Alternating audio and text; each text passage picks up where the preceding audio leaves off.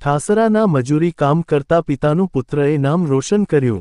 મરીડા ભાગોળ sports કોમ્પ્લેક્સમાં રહેતા ઠાસરા શહેરના હુસેની ચોક મલેકવાડાના મલેક નબી મિયાનો પુત્ર મલેક તસ્સુર જેઓ school games federation of India national under nineteen મધ્યપ્રદેશના ગઢવાડા ખાતે રમાઈ રહેલ વોલીબોલ મેચમાં ગુજરાતની ટીમ તરફથી રમીને ખૂબ સરસ પ્રદર્શન કર્યું।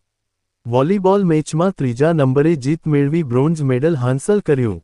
ગુજરાત સરકારના સ્પોર્ટ્સ કોટામાં સિલેક્ટ થયેલ મલેક તસ્સુર જેઓ હાલ ગુજરાતની અંડર-19 વોલીબોલ ટીમમાં રમાઈ રહેલ મેચમાં રમે છે।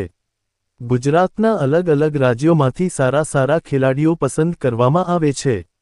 નડિયાદ ખાતે મરીડા ભાગોળ સ્પોર્ટ્સ કોમ્પ્લેક્સમાં રહેતા ઠાસરા વતની મલેક તસ્સુરની ગુજરાત વોલીબોલ અંડર-19 ટીમમાં પસંદગી કરવામાં આવી હતી।